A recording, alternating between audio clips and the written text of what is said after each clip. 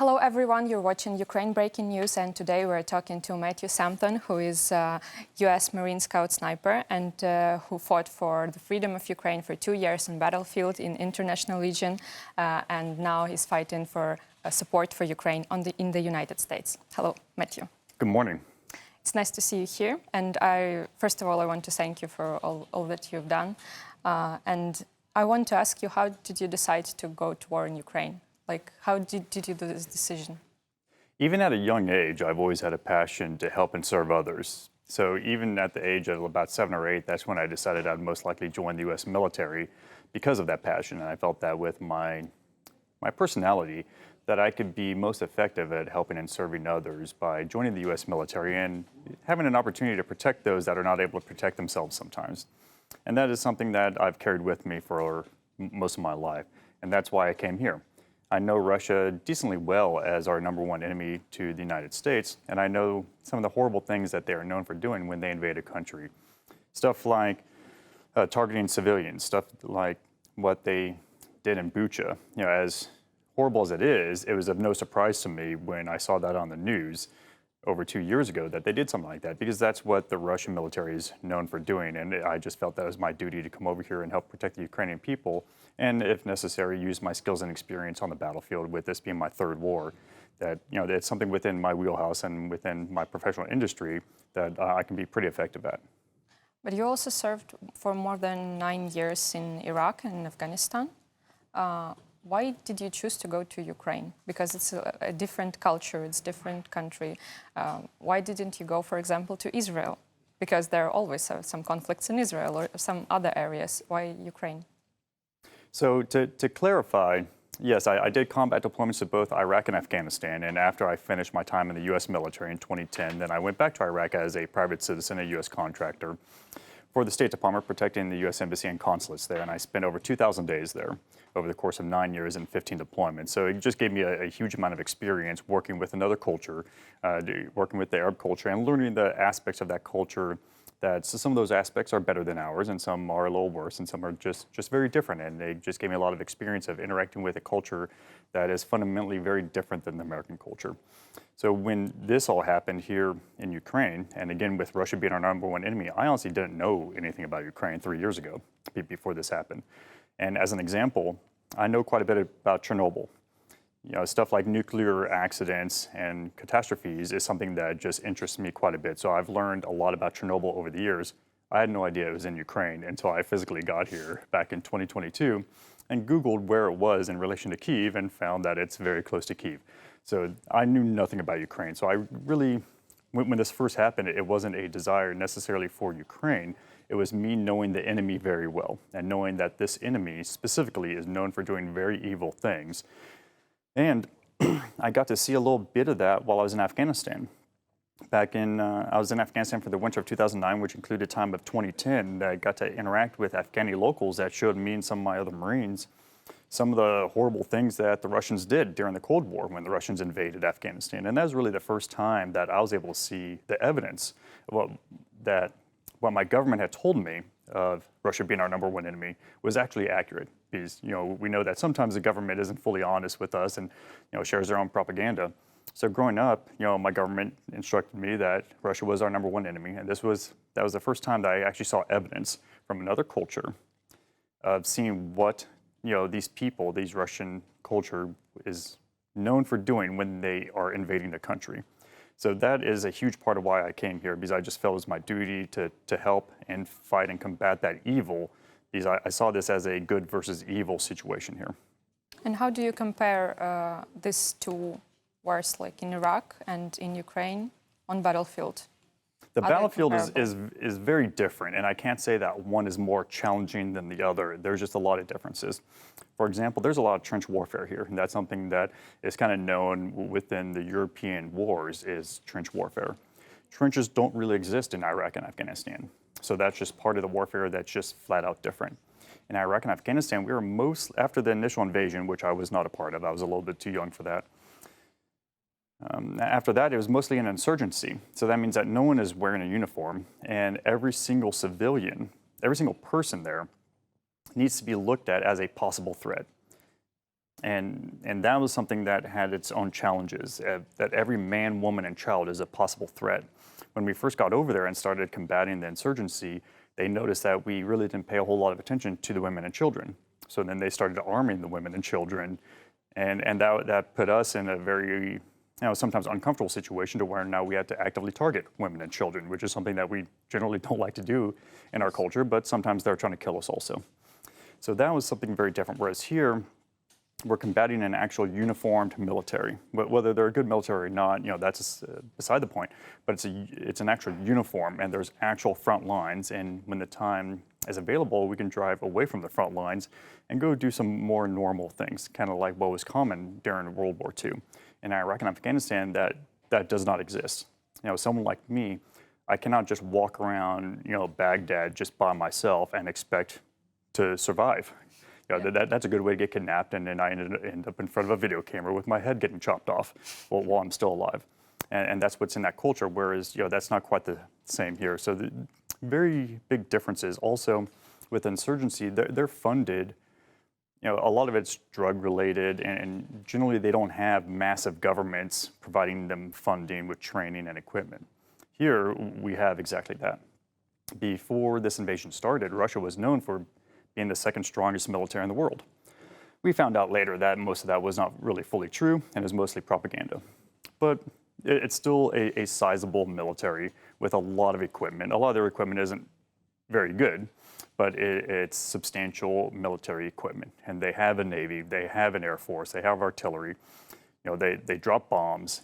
This is all stuff that did not exist in Iraq and Afghanistan. The U.S. or the coalition forces, we were the only ones dropping bombs with artillery, drones, stuff like that. And now a lot of the front line is very equal, where both sides have aircraft, both sides have drones, both sides have electronic warfare, both sides have artillery, usually all day, all night, depending on the availability to ammunition. So it's just a lot of differences there. You don't speak Ukrainian. Correct, but I do not. you fought for 2 years.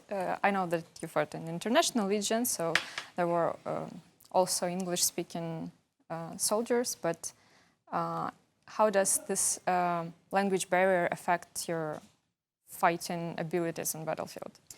So far, it doesn't too much. Yeah, I don't speak really any Ukrainian. I recognize a few words. Usually, some inappropriate words are the ones that I recognize. I tell people I really only speak 2 languages, and that's American and freedom are the 2 languages that I speak.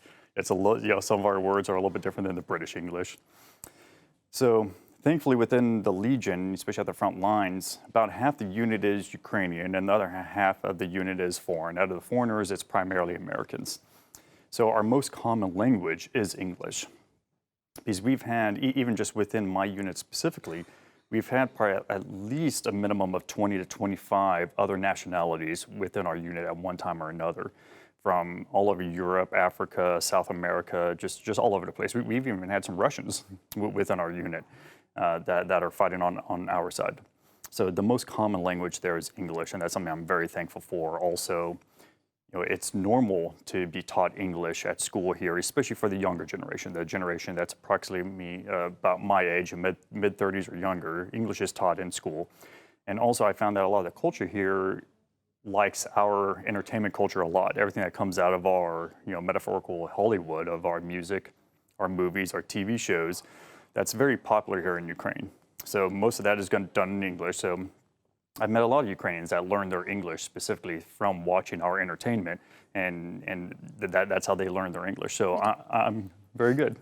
And so me personally, I'm just very thankful that the language that I speak is what is the most common here, especially at the front lines. It can also be helpful because sometimes the enemy is able to intercept our radio communications, and we know that your average Russian doesn't understand English.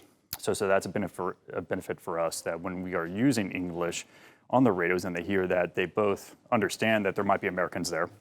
So it can be not only a barrier, but a beneficial thing. Yes, yes, it can, absolutely. And in February 2024, you left the army and went back to the United States. Tell me about this. Why did you decide to do that? February this year, I broke my contract with the Legion, and when I was here with the Legion, I was under the GOR, which is the military intelligence here, very similar to America's CIA, and they have a pretty close working relationship from what I've seen. I broke my contract so I could go back to the U.S. There was some personal stuff I needed to handle, and I also, needed a break from the battlefield. And I wanted to start using my voice instead of just using my rifle to fight this fight.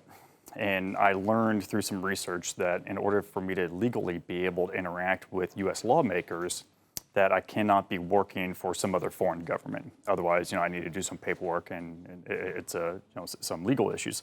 So it was just easier for me and others that were involved for me to just break my contract and go back to the U.S. as a private citizen. So I'm just a private citizen interacting with the voters and the lawmakers. Unfortunately, that also means that I haven't been paid a salary since February, which is very challenging. With fundraising has always been challenging in my experience. And just the last 2.5 years I've been doing this type of work, that it's hard to find donors and donations for anything that's going on over here. And that's very challenging. And I've been running fundraisers for a while, and some of that can be found online. You could Google me, Matthew Sampson, Ukraine, and I'm very easy to find online. You can find my website, fundraisers, a lot of my contact information, and I'm always eager to talk to people. And even just the conversation can be supportive. So it's not just having the financial support. Sometimes it's just nice to talk to someone that has questions about what's going on and wants to just hear the perspective from an American warfighter about what's happening. So when I left in February, those are all the reasons I needed to break my contract. And I knew I was going to be stateside for at least a few months.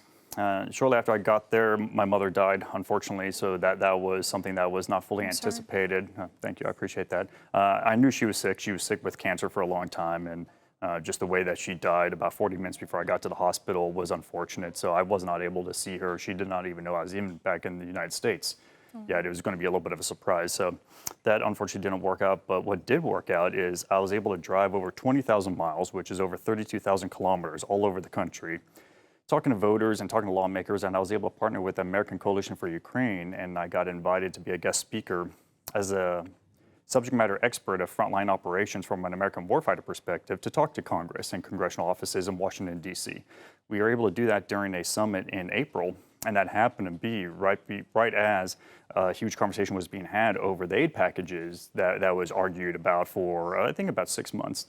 And part of the testimony that I was able to provide to these various offices was just talking about my experiences and the importance of being able to at least vote on these aid packages. And very thankful that between myself and all the fantastic people that are part of this coalition, all the voices that we gave there, that Congress was willing to accept our requests and voted on it. And I think by about a week or so, it was signed into law by the president.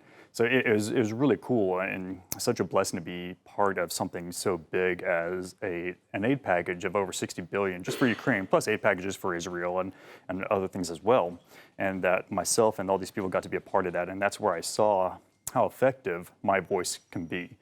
And that my voice can be much more effective than my rifle can be, at the front lines.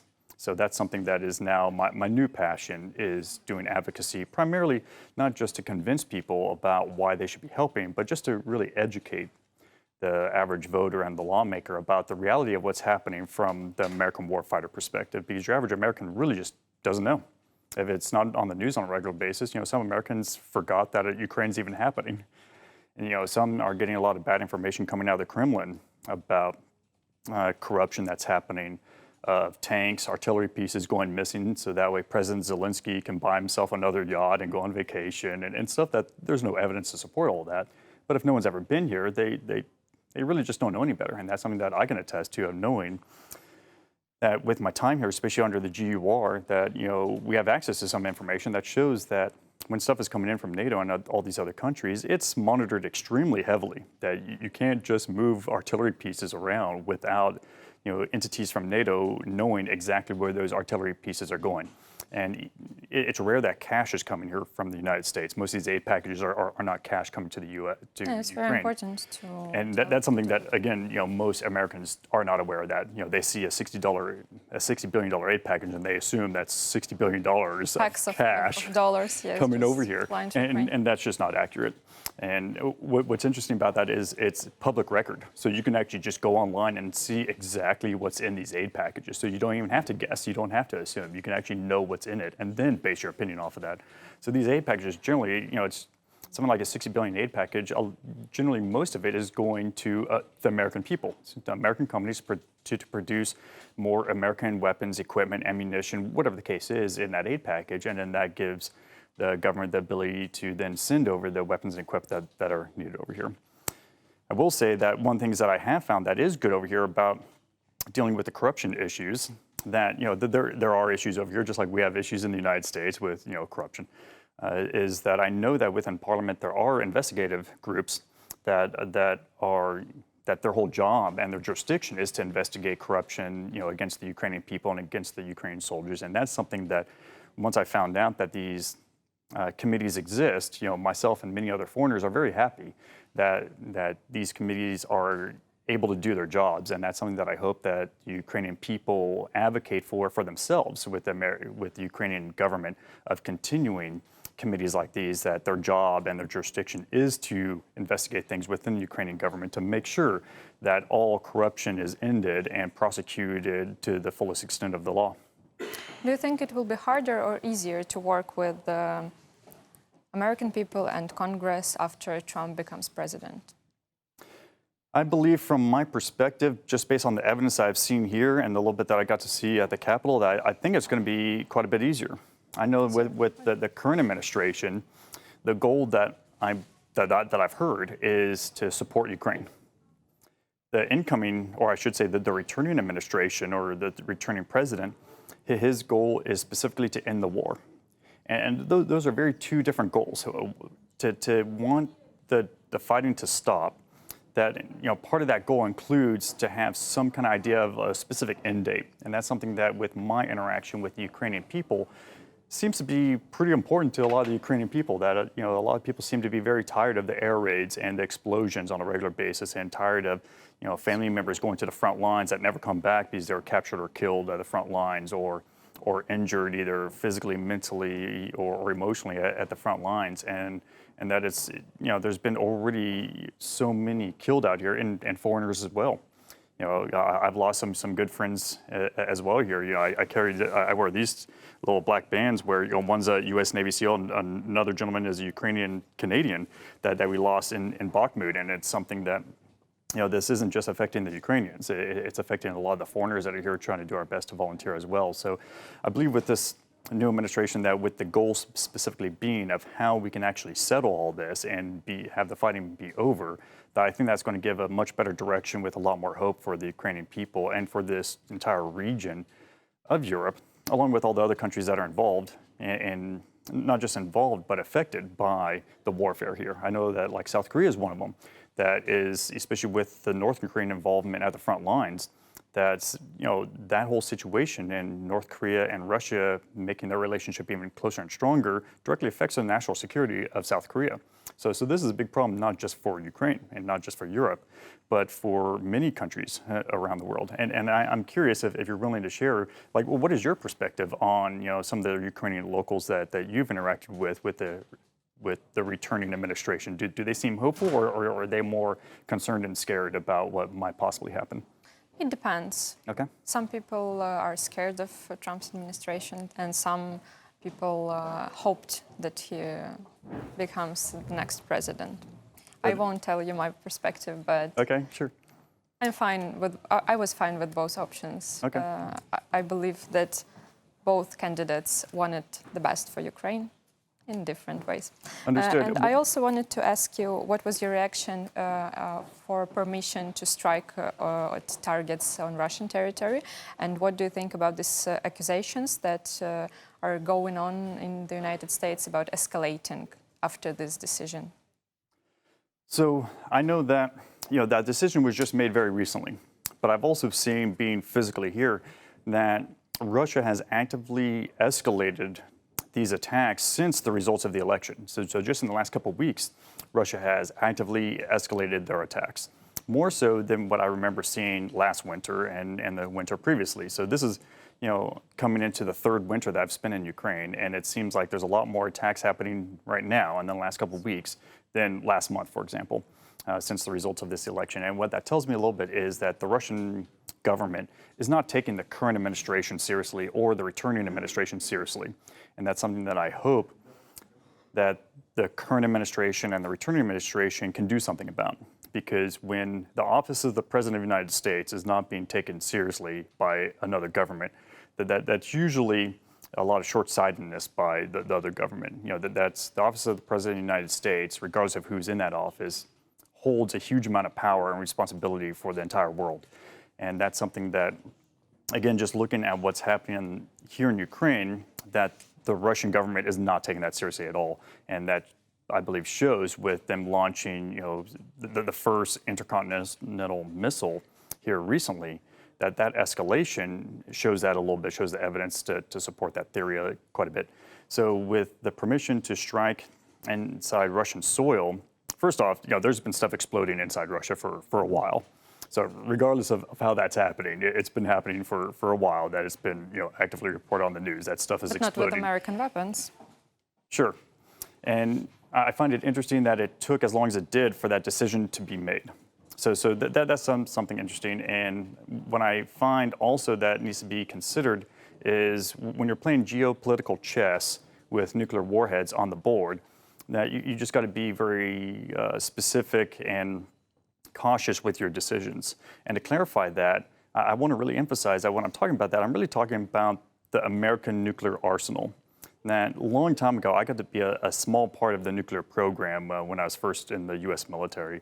That part of my job was to, you know, be around that type of stuff and protect it. So I got to see a small aspect of it actually in front of me. I know our stuff works.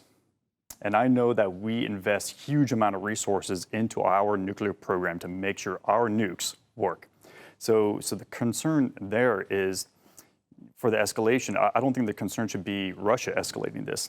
I think the concern should be that if Russia makes a wrong move and they do not take our president seriously, that our nuclear weapons all work and they all work properly, and we are ready, we are capable.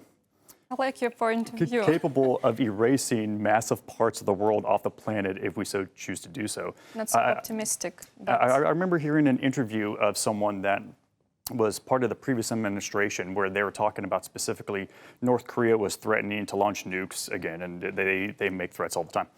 And the response was in that interview, and this person supposedly was part of the previous administration, that the plan was if North Korea launches one nuclear weapon, that the response will be 82 nuclear missiles in response, because it's going to take 82 to completely wipe out their nuclear capabilities. So I believe that is what the concern should be, not North Korea launching one that may or may not work properly, that, yeah, it'll probably kill some people, and that's unfortunate. But the concern should be that North Korea will no longer exist if North Korea decides to launch one weapon. So I think that's really what the concern should be, not Russia escalating stuff, because they're escalating stuff on a regular basis. Regardless of what we're doing, they're escalating on a regular basis. The current warfare shows that 3 years ago, I didn't know anything about Ukraine. So once I got here, I found out that Ukraine's been at war for a decade now. You know, the invasion started in 2014, not 2022. The full-scale invasion started in 2022, and that's where the escalation happened.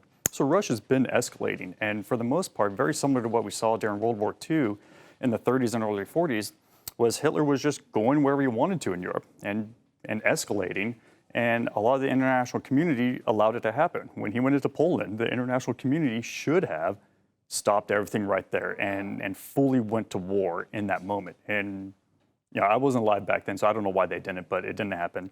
And we see a lot of similarities with that with Putin today, of him going into Crimea, him invading a decade ago, and getting very little response from the West. So again, the concern should be that if Russia makes the wrong move and they decide to continue to not take the United States of America seriously, that Russia will cease to exist. And you know, that'll be, you know, if we get into a nuclear war, you know, that generally won't be good for anybody. But again, I know our stuff works, and our stuff works very, very well. Yeah, I think it's the best and the strongest point to finish our interview for today. I thank you very much for this interview, and I hope you will come again. Thank you very much. I appreciate it.